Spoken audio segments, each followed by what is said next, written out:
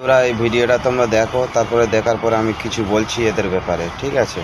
রাজা এরকম ভাবে আমাকে ফোনে, হ্যালো বন্ধুরা, আপনারা সবাই কেমন আছেন? আশা করি সবাই অনেক ভালো আছেন। তো আমি কি আমাকে চিনতে পেরেছেন? অবশ্যই, আমার নাম তারা। তো আমি এখন বর্তমানে আমি এখন শফিকের ওয়াইফ আছি, আগেও ছিলাম, এখনো আছি। তো আমিও জেলে গেছিলাম, শফিকও জেলে গেছিল একটা কারণে, কারণ আমাদের বয়স হয়নি তার জন্য। দিয়ে আবার আমি ওকে ছাড়িয়ে নিয়ে আসলাম, আমার মুখের এজাহারে ওকে ছেড়েছিল।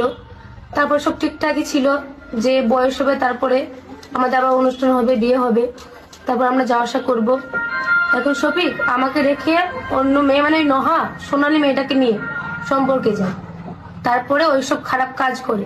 মেয়েটার বয়স হলো 21+, শফিকের হলো 17। তো তোমরা তো দেখেছো যে ভিডিওটা শফিক করেনি, করেছে ওই সোনালী নামের মেয়েটা, কারণ ফেমাস হওয়ার জন্য, ভাইরাল হওয়ার জন্য, টাকা শফিকের টাকা লুটে খাওয়ার জন্য। তো এখন টাকা পাচ্ছে, ইয়ে করছে, আর শফিককে ফাঁসিয়েছে, এটা 1 নম্বর কথা। আর মেয়েটা তোমরা হয়তো দেখেছো যে মেয়েটা অন্য কোনো ছেলের সঙ্গেও ওরকম একটা খারাপ ভিডিও পোস্ট হয়েছে, কারণ মেয়েটার ওটা স্বভাব, ওটা করে লোকের কাছ থেকে টাকা নেই।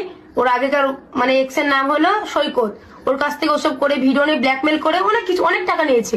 আবার একটা আইফোন আছে ওর হাতে, ওই আইফোনটা ওই ছেলেটার সঙ্গে কিনে নিয়েছে। তো ওই মেয়েটার এগুলো হলো স্বভাব।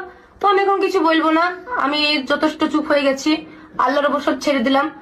তো সোনালী আর রাজা এরকম ভাবে আমাকে ফোনে ফোন করে আমাকে এরকম করে ধমকি দেয় যে তোর স্বামীকে আমি জেলে ভরে দেবো যদি আমাদের কথা না শুনিস, যদি শফিককে ফোন করে বন্ধ না করিস।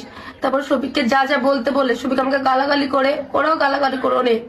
সমস্ত প্রমাণ আমার এই ফোনে আছে, তোমরা যদি জানতে চাও আমাকে কমেন্ট করো, আর আমি এই ফোনের প্রমাণ নিয়ে তোমাদের সামনে আসবো।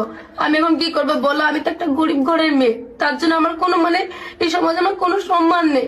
সবাই যা ইচ্ছা তাই বলছে আমাকে, আমার তো কোনো দামই নেই, ওরা আমাকে এরকম করছে, আমি কি করবো বলো? তো তোমরা আমার পাশে থাকো, তোমরা এর বিচার করো, আমি কি করবো তোমরাই বলো।